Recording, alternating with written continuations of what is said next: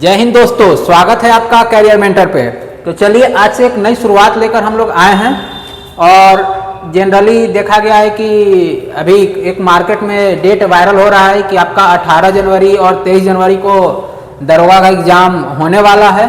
तो ये ऐसे एग्ज़ाम डेट अभी नहीं आया है। ये जनरली जो है आयोग अपना एक लेटर भेजता है किसको, तो हर एक जिला के डिस्ट्रिक्ट मजिस्ट्रेट को या एसपी ऑफिस में भेजता है कि हमको स्कूल अवेलेबल करवाया जाए एग्ज़ाम करवाने के लिए।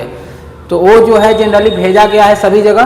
तो ये अभी एग्ज़ाम डेट तो नहीं मान सकते, लेकिन हाँ जनरली ये ले लेगा, क्योंकि दरोगा का जब भी वैकेंसी आया है तो 6 मंथ के अंदर ही वो पूरा क्लियर कर लेता है। तो उसी को ध्यान में रखते हुए हम लोग एक नई शुरुआत करते हैं और दरोगा से रिलेटेड जैसे क्वेश्चन को हम लोग प्रैक्टिस करेंगे और पर डे ये करेंगे। कम से कम 20 क्वेश्चन 30 क्वेश्चन का यहाँ पे सेट चलेगा आपका, जो पर डे आपका रहेगा। उसका डिटेल एक्सप्लेनेशन रहेगा जो कि आप देखिएगा और आपका एक तरह से रिवीजन के लिए बूस्टर का काम करेगा। तो चलिए आज ज़्यादा देर ना करते हुए हम लोग शुरू करते हैं एक नया सीरीज जो कि दरोगा से रिलेटेड क्वेश्चन रहेगा और उसी का प्रैक्टिस करेंगे हम लोग। चलिए, तो आपको पहला क्वेश्चन दिख रहा होगा कि 16 महाजनपद में एक महाजनपद दक्षिण भारत में स्थित था जिसकी राजधानी थी। तो ये बात जनरली हो रहा है आपका, ये बात हो रहा है आपका महाजनपद काल का। कहाँ का हो रहा है? महाजनपद काल का। जनरली भारत के अगर इतिहास को आप पढ़ते होंगे, भारत के इतिहास को अगर पढ़ते होंगे तो सबसे पहले आप पढ़े होंगे पाषाण काल, पूरा पाषाण काल। पाषाण काल में 3 पार्ट में डिवाइड करते हैं, पूरा पाषाण काल, मध्य पाषाण काल, नव पाषाण काल। उसके बाद आपका आता है ताम्र पाषाण काल। उसके बाद आता है आपका सिंधु सभ्यता। सिंधु सभ्यता जैसे ही खत्म होता है तो वैदिक सभ्यता आता है। वैदिक सभ्यता में, वैदिक सभ्यता को भी हम 2 पार्ट में डिवाइड करते हैं। कौन कौन? ऋग वैदिक काल और उत्तर वैदिक काल। उत्तर वैदिक काल के बाद जो है ना, छोटे छोटे राज्य मिलकर एक जनपद का, महाजनपद का निर्माण करते हैं। यानी छोटे छोटे जनपद मिलकर एक महाजनपद का निर्माण करते हैं। और उस समय देखा जाए तो पूरा भारत में 16 महाजनपद देखने को मिलता है। कितना महाजनपद? 16 महाजनपद देखने को मिलता है। 16 महाजनपद। 16 महाजनपद में अगर देखिएगा तो जो 3 महाजनपद थे वो 3 महाजनपद बिहार में थे। 3 महाजनपद कहाँ थे? बिहार में थे। 3 महाजनपद बिहार में थे। आपका एक महाजनपद जो था, एक महाजनपद वो एमपी में देखने को मिलता है। कहाँ पे? मध्य प्रदेश में देखने को मिलता है। एक महाजनपद जो है, एक महाजनपद वो दक्षिण भारत में देखने को मिलता है। दक्षिण भारत में एक महाजनपद देखने को मिलता है। उसके बाद अगर बात करिएगा तो 2 महाजनपद जो होते थे वो आपको देखने को मिलता है भारत से बाहर। भारत से, आधुनिक भारत बोल सकते हैं, भारत से बाहर, बाहर देखने को मिलता है। एक जो है राजस्थान में देखने को मिलता है और बाकी सारा जो है आपको यूपी में देखने को मिलता है। ये हो गया आपका। एक जो है राजस्थान में देखने को मिलता है, राजस्थान में।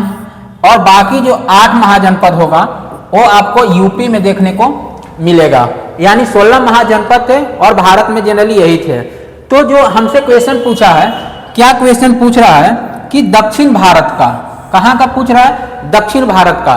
तो दक्षिण भारत का पहले एकमात्र महाजनपद का नाम जानते हैं। तो दक्षिण भारत में जनरली एक ही महाजनपद देखने को मिलता है आपको, और उसका नाम था अस्मक। उसका नाम क्या था? अस्मक। यानी हम बोल सकते हैं दक्षिण भारत का जो महाजनपद था उसका नाम क्या था हमारा? अस्मक। तो अस्मक महाजनपद जो था, और उसकी अगर राजधानी का बात करिएगा तो उसकी राजधानी क्या थी? पोतन। ये इसको पोतना भी बोलते हैं, पोतना भी बोलते हैं। तो ये दक्षिण भारत की एकमात्र महाजनपद था और जिसकी राजधानी कहाँ थी? पोतना थी। अब उसके बाद अगर बात करें तो यहाँ पे 3 ऑप्शन और आपको दिख रहा होगा। तो यहाँ पे 16 महाजनपद में हम एक बार बात कर लेते हैं कि बिहार में जो था, बिहार में 3 महाजनपद देखने को मिला था। बिहार में 3 महाजनपद। तो कौन कौन था बिहार में? अगर देखें तो अंग था, मगध था, मगध था और वज्जी था। अंग, मगध और वज्जी 3 महाजनपद बिहार में था। अब इसमें बात करते हैं, एक महाजनपद जो था मध्य प्रदेश में था, जिसका नाम था अवंती। अवंती अवंती महाजनपद कहाँ पे देखने को मिलता है? मध्य प्रदेश में। और अवंती का ही राजधानी कहाँ पड़ता है? उज्जैन। अवंती का ही राजधानी कहाँ पड़ता है आपको? उज्जैन। तो उज्जैन राजधानी किसका था? अवंती का था। अवंती का। एक अगर महाजनपद का बात करें तो जो हम बोले कि 2 महाजनपद भारत से बाहर, तो भारत से बाहर 2 महाजनपद पड़ता था, एक गंधार पड़ता था और दूसरा कंबोज। एक गंधार पड़ता था और दूसरा कंबोज। उसी में एक कंबोज जो बोले, कंबोज का ही राजधानी हाटक था। कंबोज का राजधानी कहाँ पे था आपका? हाटक था। अगर अब बात करें तो गंधार का तक्षशिला था, गंधार भी पड़ता था। जो भारत के बाहर का अगर बात करें तो गंधार था और कंबोज था। गंधार और कंबोज था। तो गंधार का राजधानी तक्षशिला पड़ता था और कंबोज का हाटक पड़ता था। अब बात करें तो हमारा रह गया है कौन सा? तो एक जो था राजस्थान में विराटनगर था। विराटनगर, मत्स्य का विराटनगर था। और 8 जो यूपी में था, उसी में एक महाजनपद पड़ता था चेदी।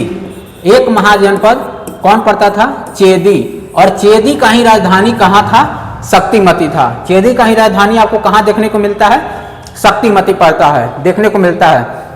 आगे चलकर इसी में सबसे जो शक्तिशाली महाजनपद के रूप में उभरा था वो था आपका मगध। इन 16 महाजनपद में अगर सबसे शक्तिशाली महाजनपद के रूप में कोई उभरा तो वो था मगध। सबसे शक्तिशाली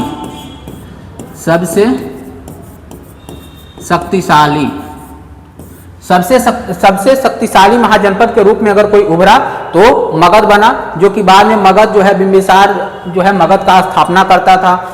उसके बाद एक बड़ा साम्राज्य के रूप में धीरे धीरे अंग को मिला लिया, वज्जी को मिला लिया, कौशल को मिलाया। तो धीरे धीरे आसपास के सारे महाजनपद को मिलाकर और एक विशाल साम्राज्य मगध साम्राज्य का स्थापना करते थे, जिसका राजधानी मगध का अगर राजधानी की बात किया जाए तो स्टार्टिंग में इसकी राजधानी राजगृह या इसी को गिरिव्रज बोलते थे। गिरिव्रज, राजगृह या गिरिव्रज जो है इसकी स्टार्टिंग राजधानी थी। तो चलिए, ये पहला क्वेश्चन आपको अच्छे से समझ में आया होगा। अब चलिए मिलते हैं दूसरा क्वेश्चन पे। तो हमारा दूसरा क्वेश्चन क्या कहता है कि भारत में तुगलक वंश के बाद कौन सा शासक दिल्ली पर शासन किया? भारत में जो है तुगलक वंश, कौन सा वंश का बात कर रहा है? तुगलक वंश। तो ध्यान रखिएगा, तुगलक वंश। तो तुगलक वंश जानने से पहले तुगलक वंश किस समय में था? तो तुगलक वंश जो था वो दिल्ली सल्तनत के समय में था। कब था? दिल्ली सल्तनत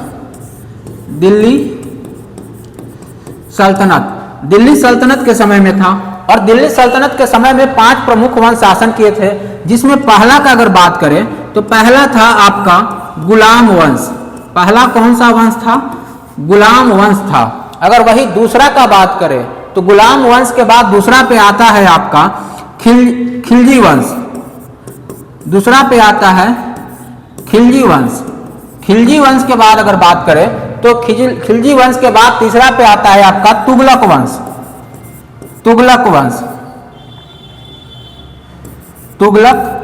वंश। और तुगलक वंश के बाद चौथा पे आता है आपका सैयद वंश। कौन आता है? सैयद वंश। और 5वां पे आता है आपका लोदी वंश। 5वां पे कौन आता है? लोदी वंश। तो यहाँ पे ये 5 वंश जो है शासन करते हैं दिल्ली सल्तनत के अंदर। तो दिल्ली सल्तनत में 5 वंश में देख लीजिए कि तुगलक वंश के बाद कौन सा शासक दिल्ली पर शासन किया था। तो तुगलक वंश के बाद कौन सा वंश शासन किया था? तो ध्यान रखिएगा, तुगलक वंश के बाद कौन सा आता है? सैयद वंश। ऑप्शन में क्या हो जाएगा? सैयद वंश। तो तुगलक वंश के बाद कौन सा शासन कर रहा था? आपका सैयद वंश यहाँ पे शासन कर रहा था। अगर सैयद वंश का बात करें तो सैयद वंश का संस्थापक में बात करें तो इसका संस्थापक था खिज्र खां। सैयद वंश का संस्थापक कौन बना था? खिज्र खां बना था।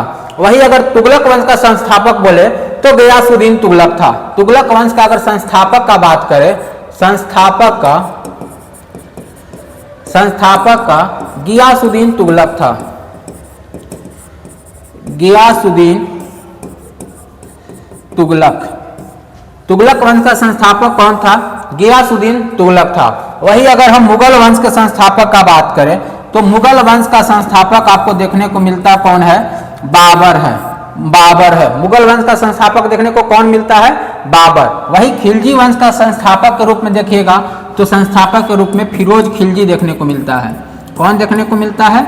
फिरोज खिलजी। फिरोज खिलजी देखने को मिलता है। तो इतना ध्यान रखिएगा। तो भारत में तुगलक वंश के बाद कौन सा शासक दिल्ली पर शासन किया था? तो तुगलक वंश के बाद शासन करने वाला आपका कौन सा वंश है? तो सैयद वंश है। चलिए अगला क्वेश्चन पे चलते हैं। अगला क्वेश्चन है कि पाकिस्तान की स्थापना की मांग मुस्लिम लीग ने किस अधिवेशन में किया था? अब ध्यान रखिएगा, यहाँ पे कंफ्यूज मत होइएगा। ये पूछ रहा है मुस्लिम लीग किस अधिवेशन में, तो यहाँ पे मुस्लिम लीग का अधिवेशन का बात कर रहा है, न कि कांग्रेस का अधिवेशन का। तो इसमें जो है पाकिस्तान की स्थापना का अगर मांग का बात करें तो मुस्लिम लीग का 1940 में अधिवेशन हो रहा था और वो अधिवेशन हो रहा था लाहौर में। कहाँ पे हो रहा था अधिवेशन? लाहौर में। और उसकी अध्यक्षता कौन कर रहे थे? मोहम्मद अली जिन्ना। मोहम्मद अली जिन्ना, मोहम्मद अली जिन्ना इसकी अध्यक्षता कर रहे थे और वही पहला बार पाकिस्तान का मांग कर लिए थे। अब उसके बाद अगर बात करें तो एक दिल्ली अधिवेशन दिख रहा है। तो दिल्ली अधिवेशन में अगर देखिएगा तो कांग्रेस का एक दिल्ली अधिवेशन हुआ था 1930 में। 1930 में कांग्रेस का 1923 में Indian national Congress INC, Indian national Congress का अधिवेशन दिल्ली में हो रहा था। और उस समय अध्यक्ष जो था, दिल्ली अधिवेशन का अध्यक्ष जो देखा जाए तो अध्यक्ष अब्दुल कलाम आजाद को बनाया गया था। अब्दुल कलाम आजाद को बनाया गया था। अब्दुल कलाम आजाद को बनाया गया था। और इसी ये जो अब्दुल कलाम आजाद थे ये सबसे युवा अध्यक्ष थे, सबसे युवा। यानी कि एग्जाम में पूछा भी जाता है कि इंडियन नेशनल कांग्रेस का सबसे युवा अध्यक्ष कौन देखने को मिलते हैं, तो इंडियन नेशनल कांग्रेस का सबसे युवा अध्यक्ष आपको अब्दुल कलाम आजाद देखने को मिलते हैं। अगर एग्जाम में क्वेश्चन इनसे रिलेटेड एक क्वेश्चन और भी आता है कि इंडियन नेशनल कांग्रेस का सबसे लंबा समय तक रहने वाले अध्यक्ष, इंडियन नेशनल कांग्रेस का सबसे लंबा समय तक रहने वाले अध्यक्ष, अभी का नहीं, आजादी से पहले का, तो आजादी से पहले तक का भी अगर इनको देखा जाए तो सबसे लंबा रहने वाले अध्यक्ष थे। यानी ये जो थे सबसे कम उम्र के अध्यक्ष, सबसे कम उम्र के अध्यक्ष। और दूसरा देखा जाए तो सबसे अधिक समय तक, सबसे अधिक समय तक अध्यक्ष, सबसे अधिक समय तक अध्यक्ष रहे थे। और कब से कब तक रहे थे? तो 1940 से लेकर 1945 तक। क्यों रह गए थे? क्योंकि उस समय वर्ल्ड वार सेकेंड चल रहा था और कांग्रेस का कोई भी अधिवेशन नहीं हो पाया था। अगर बात करें कलकत्ता अधिवेशन का तो कलकत्ता में बहुत सारे अधिवेशन हुए हैं, लेकिन कलकत्ता में जो पहला अधिवेशन हुआ है उसका अध्यक्ष था, यानी कि कलकत्ता में सबसे पहले 1985 में मुंबई में हुआ, 86 में कलकत्ता में हुआ। तो 86 में अगर हम बात करें इंडियन नेशनल कांग्रेस का 1886 में जो अधिवेशन हुआ था कलकत्ता में हुआ था और उसकी अध्यक्षता जो थे वो किए थे दादा भाई नौरोजी। दादा भाई नौरोजी, दादा भाई नौरोजी का किए थे, जो कि इंडियन नेशनल कांग्रेस के आज मतलब 3 बार अध्यक्षता किए थे। दादा भाई नौरोजी जो थे INC का कितना बार अध्यक्षता किए थे? 3 बार किए थे। ये चीज है। अगर उसके बाद कराची अधिवेशन का बात किया जाए तो कराची अधिवेशन में ही पहली बार मौलिक अधिकार का प्रस्ताव पारित किया गया था। कराची अधिवेशन में ही अगर देखा जाए तो पहली बार मौलिक अधिकार का प्रस्ताव पारित किया गया था। मौलिक अधिकार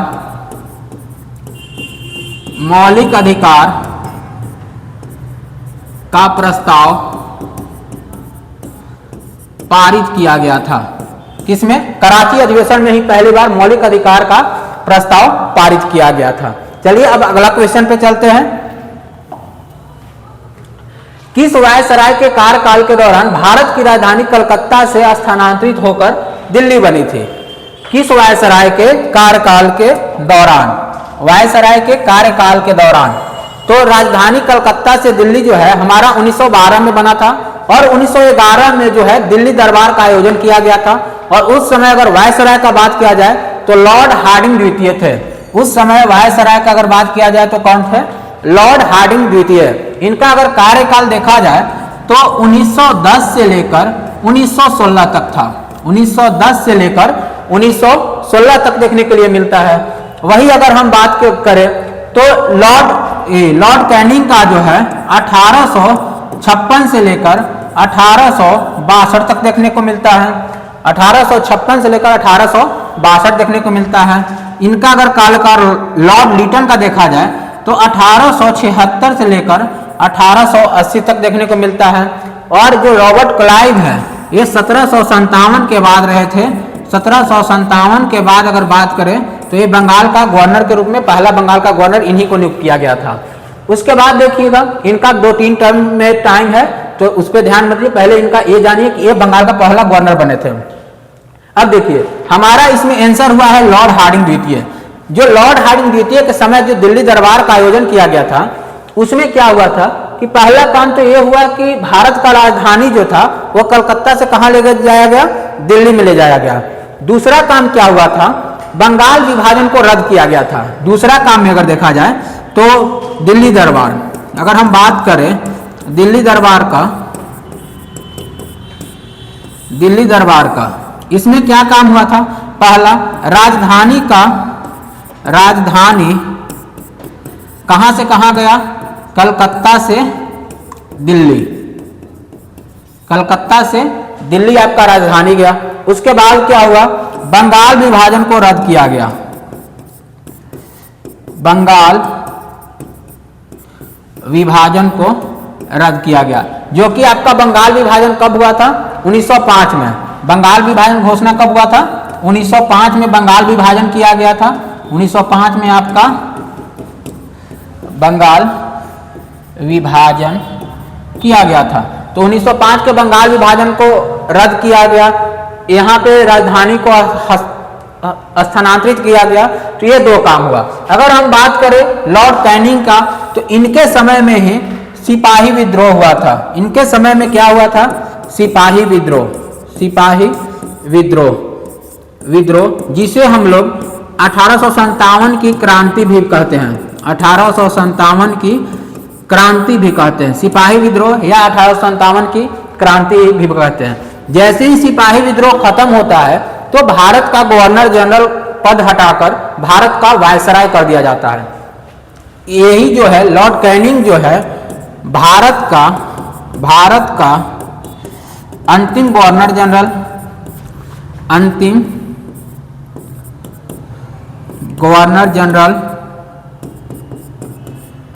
और प्रथम वायसराय बनते हैं। अंतिम गवर्नर जनरल और प्रथम वायसराय बनते हैं। उसके बाद अगर बात किया जाए तो लॉर्ड कैनिंग है इसी के समय में अगर हम बात किया जाए तो जो भारत पे ईस्ट इंडिया कंपनी शासन कर रहा था वो ईस्ट इंडिया कंपनी के हाथ से शासन निकलकर सीधे किसके हाथ में चला जाता है? ब्रिटिश क्राउन के हाथ में चला जाता है। यानी कि इसी के समय ईस्ट इंडिया कंपनी का शासन खत्म होता है और भारत में किसका शासन शुरू हो जाता है? ब्रिटिश क्राउन का शासन शुरू हो जाता है। इसी के समय में हुआ था। ध्यान रखिएगा ये इतना पॉइंट। अगला क्वेश्चन की ओर चलते हैं। तो अगला क्वेश्चन है हमारा, अगला क्वेश्चन है रैयतवाड़ी व्यवस्था सर्वप्रथम कहां लागू किया गया था? रैयतवाड़ी व्यवस्था सर्वप्रथम कहां लागू किया गया था?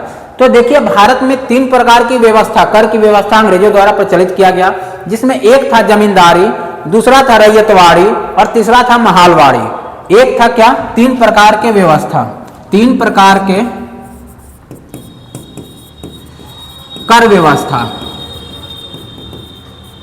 3 प्रकार के कर व्यवस्था था। 3 प्रकार के कर व्यवस्था में अगर बात करिएगा तो एक आपको देखने के लिए मिलता है, एक आपको देखने के लिए मिलेगा पहला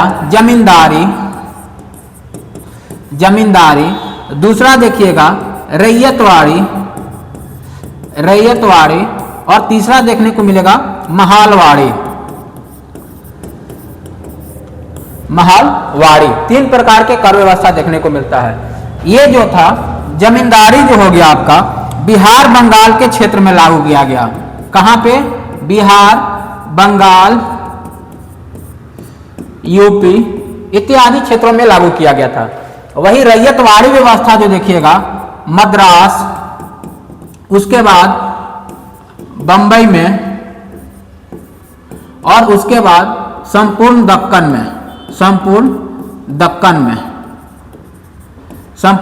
में लागू किया गया था। अगर वही हम महलवाड़ी का बात करें तो ये जनरली पंजाब के क्षेत्रों में, पंजाब या पश्चिमी यूपी बोल सकते हैं, पश्चिमी यूपी के क्षेत्रों में, हरियाणा,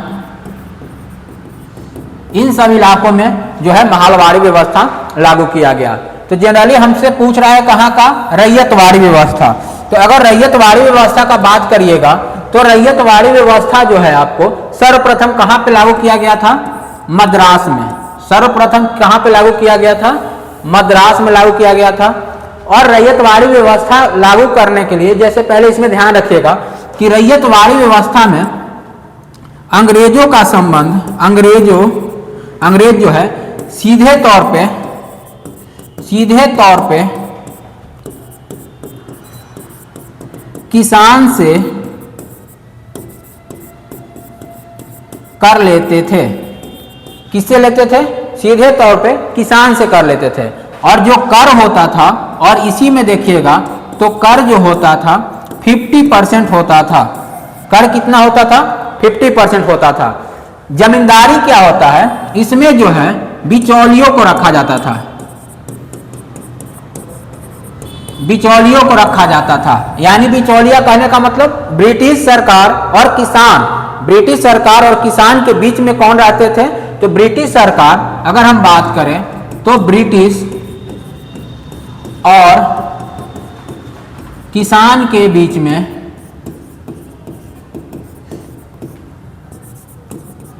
जमींदार रहते थे, के बीच में जमींदार रहते थे। और जमींदार ही क्या करते थे? किसानों से टैक्स वसूलते थे और ब्रिटिश सरकार को देते थे। और ये टैक्स जो होता था, जमींदारी का अगर बात करें तो जमींदारी में टैक्स आपका होता था 10/11। यानी कि अगर मान लीजिए कि 11 रुपया टैक्स के रूप में वसूला गया तो 10 रुपया आपका अंग्रेजी कंपनी लेगी, यानी अंग्रेज लेंगे। और 1 रुपया जो होगा वो कौन लेंगे? जमींदार लेंगे। 1 रुपया जो है कौन रखेगा? जमींदार रखेगा। तो ये था 10/11। उसके बाद वही महलवाड़ी का बात किया जाए तो महलवाड़ी में क्या होता था कि टैक्स एक ही इंसान को दे दिया जाता था और पूरे गांव से वो टैक्स वसूल कर लाता था और वो टैक्स को क्या करता था? कलेक्ट करता था और वो अंग्रेजों को दिया करता था। तो पंजाब के क्षेत्र में अगर देखा जाए तो कौन सा व्यवस्था लागू किया गया था? तो पंजाब के क्षेत्र का अगर बात करें तो महलवाड़ी। और असम का बात करें तो असम में क्या किया गया था? तो असम बिहार का प्रांत जो था उस टाइम एक साथ था, तो उस टाइम व्यवस्था जो लागू किया गया था वो इसमें जमींदारी बोल सकते हैं। जमींदारी को हम अस्थाई बंदोबस्त भी बोलते हैं। अस्थाई बंदोबस्त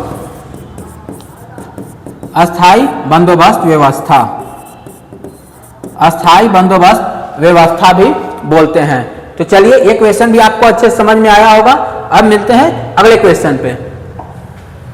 चलिए, अनुसूचित जाति के लिए लोकसभा में कितने सीटें आरक्षित है? अनुसूचित जाति के लिए लोकसभा में कितने सीटें आरक्षित है? तो ध्यान दीजिएगा, आर्टिकल 330 जो है हमारा लोकसभा में अनुसूचित जाति के सीटों का बंटवारा का बोलता है। यानी कि आर्टिकल 330, पहले ध्यान रखिएगा, आर्टिकल 330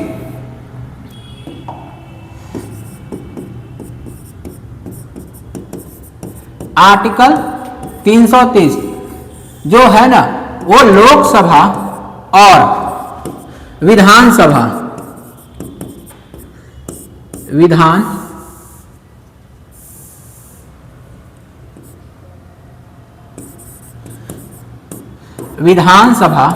में अनुसूचित जाति और जनजाति के सीटों का बंटवारा करता है। तो हम यहाँ लोकसभा का बात कर रहे हैं, तो लोकसभा में, अगर लोकसभा में बात करें तो अनुसूचित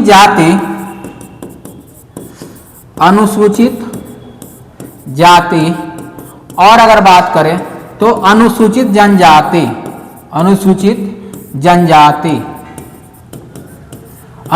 जनजाति को सीटों को कुछ आरक्षित किया गया है कि कितना सीट जो अनुसूचित जाति का रहेगा और कितना सीट अनुसूचित जनजाति का रहेगा। तो इसमें देखा जाए तो अनुसूचित जाति की अगर सीटों की बात किया जाए तो लोकसभा में अनुसूचित जाति की अगर सीटों का बात किया जाए तो आपको 84 देखने को मिलता है। कितना? 84 देखने को मिलता है। वहीं अगर अनुसूचित जनजाति की बात किया जाए तो अनुसूचित जनजाति में सीटों की संख्या देखने को मिलता है 47। ये जो होगा 47 वो हो जाएगा अनुसूचित जनजाति के सीटों की संख्या कितना हो जाता है? आपको 47 देखने को मिलता है।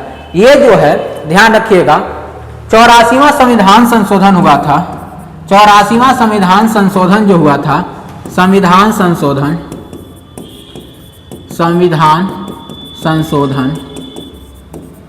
जो 2001 में हुआ था। 84वां संविधान संशोधन कब हुआ था? 2001 में। इसमें कहा गया था कि लोकसभा तथा विधानसभा में जितना जो सीट है यानी कि लोकसभा में सीट, विधानसभा में सीट, ये सब जो है 2026 तक यथावत रहेगा। कहने का मतलब कि अगर अभी लोकसभा में सीटों की संख्या कितनी है, तो अगर हम बात करें लोकसभा में सीटों की संख्या 543 है, तो 543 सीट कब तक? 2026 तक 543 ही रहेगा। अब 2026 में फिर से संविधान संशोधन होगा और लोकसभा की सीटों की संख्या बढ़ाया जाएगा। उसी तरह विधानसभा में भी सेम कंडीशन होगा।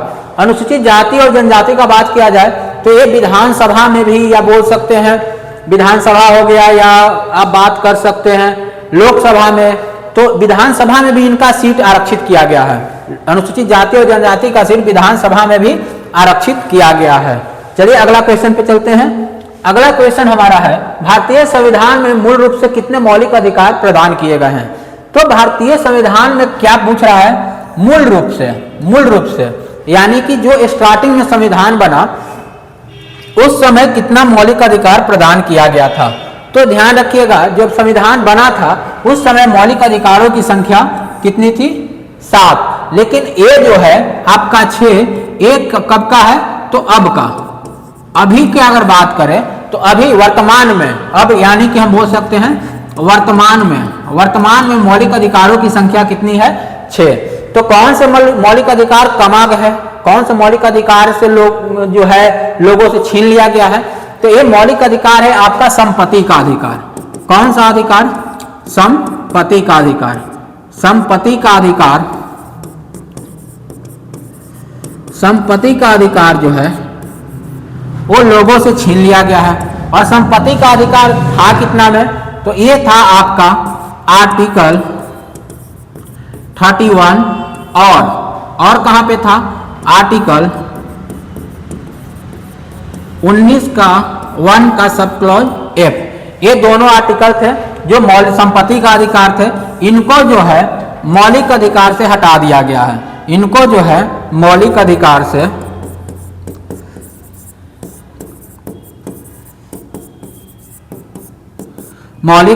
से हटाकर कानूनी अधिकार में डाल दिया गया है। कानूनी अधिकार में, जो कि भाग 12 आर्टिकल 300 के क, आर्टिकल 300 के क में रखा गया है। और ये काम किया कब गया था? तो मौलिक अधिकार से संपत्ति का अधिकार हटाने का काम किया गया था आपका 44वां संविधान संशोधन। कब? 44वां संविधान संशोधन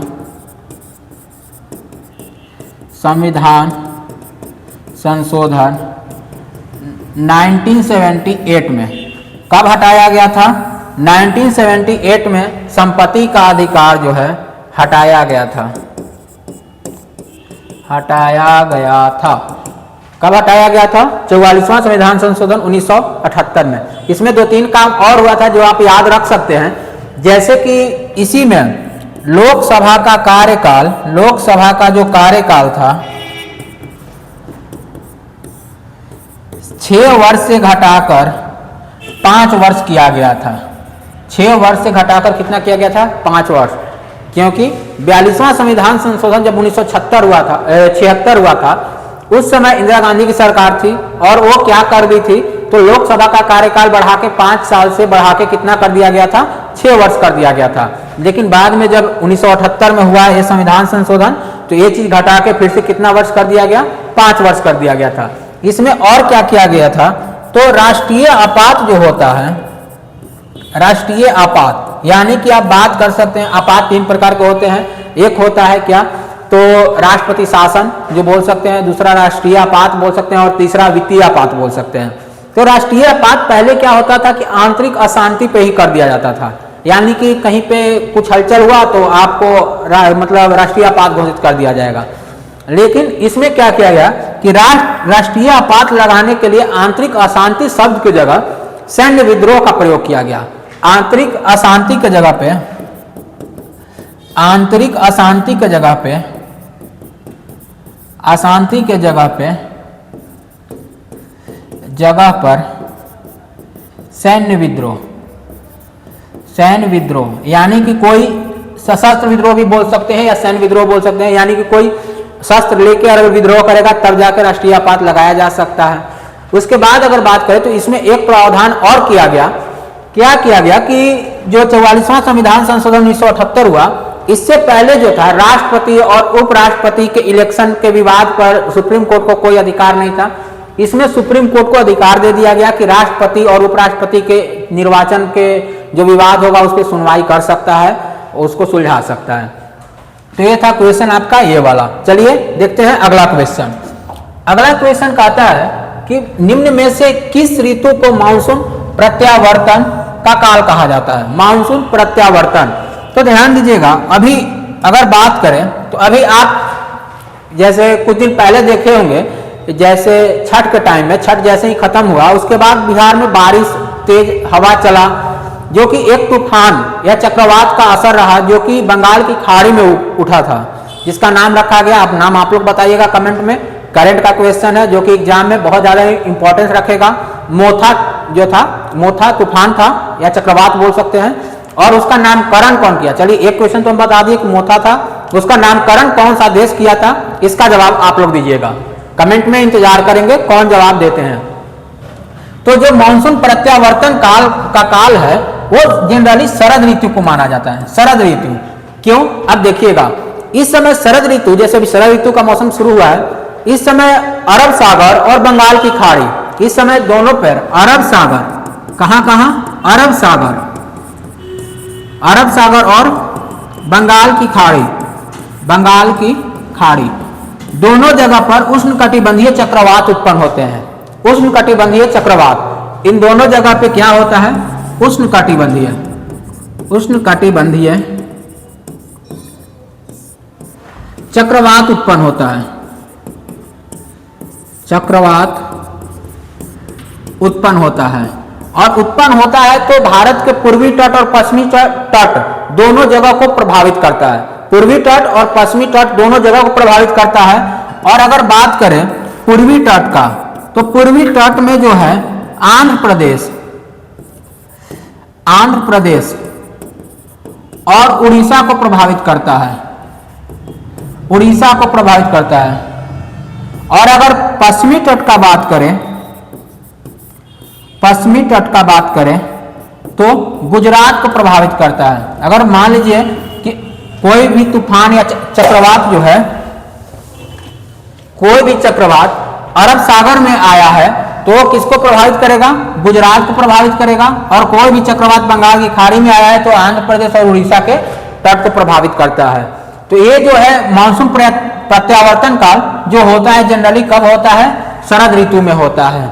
यहाँ पे होगा वर्षा ऋतु, तब इसमें ध्यान दीजिएगा, वर्षा ऋतु में मानसून का आगमन होता है और शीत ऋतु में क्या होता है, मानसून का निवर्तन, यानी कि बोल सकते हैं लौटना, मानसून का लौटना। शीत में क्या हो जाएगा, मानसून का लौटना, मानसून का लौटना। और जो होगा वर्षा ऋतु में मानसून का आगमन, वर्षा ऋतु का अगर बात करें तो मानसून का आगमन,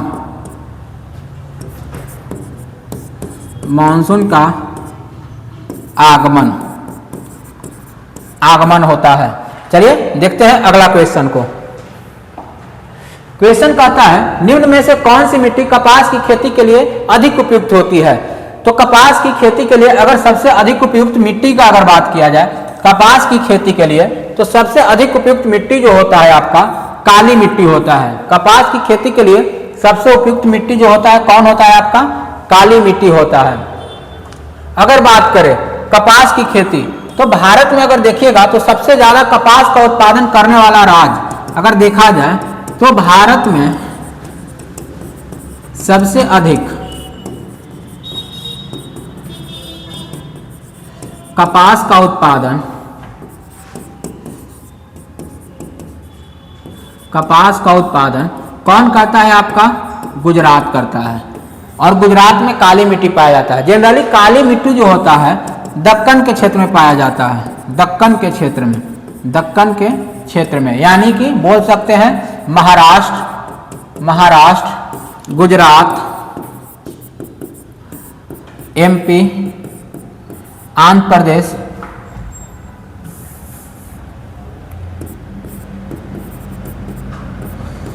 आंध्र प्रदेश, कर्नाटक, ईटीसी, इन सब क्षेत्रों में काली मिट्टी जनरली ज्यादा देखने को मिलता है। और काली मिट्टी में देखिएगा तो गन्ना भी अच्छे मात्रा में उपजता है, गन्ना भी, या बोल सकते हैं प्याज, प्याज, इन सब की खेती के लिए जो होता है ना, काली मिट्टी सबसे ज्यादा उपयुक्त होता है। काली मिट्टी जो है नमी को ज्यादा दिन तक ऑब्जर्व करके रखती है, जिसके कारण फसल का मतलब उत्पादन अच्छे से हो जाता है। अगर बात किया जाए यहाँ पे जलोढ़ होगा, जलोढ़, जलोढ़ मिट्टी का बात किया जाए तो ये जनरली नदी के किनारे मिट्टी पाया जाता है। जलोढ़ मिट्टी कहाँ पाया जाएगा, नदियों के किनारे, कहाँ पे, नदियों के किनारे,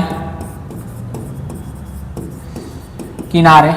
और जलोढ़ मिट्टी दो प्रकार के पाए जाते हैं, आपको पता ही होगा, बांगर और खादर। पुरानी जलोढ़ मिट्टी जो रहेगा वो क्या कहलाएगा, बांगर, और नई जलोढ़ मिट्टी क्या कहलाएगा, खादर। उसके बाद बात करते हैं लेटेराइट मिट्टी। तो लेटेराइट मिट्टी पाया जाता है पठारीय क्षेत्रों में, और लाल मिट्टी वहीं पे जहाँ पे बारिश अधिक होता है, उपजाऊ शक्ति कम रहता है, वहाँ पे जनरली देखने को मिलता है लाल मिट्टी। अगर लेटेराइट का बात किया जाए तो यहाँ पे काजू की खेती सबसे अधिक किया जाता है। चलिए अगला क्वेश्चन को देखते हैं। अगला क्वेश्चन है आपका, निम्न में से किस देश के साथ भारत की सीमा सबसे अधिक लगी हुई है। भारत के साथ सबसे अधिक लगी हुई सीमा का अगर बात करें तो ऑप्शन में देखिए, चीन है, पाकिस्तान है, बांग्लादेश है और नेपाल है। तो भारत के साथ सबसे अधिक सीमा किसकी लगी हुई है, तो ये बांग्लादेश की लगी हुई है, बांग्लादेश की लगी हुई है, जो कि लगभग 4096 किलोमीटर है, 4096 किलोमीटर है।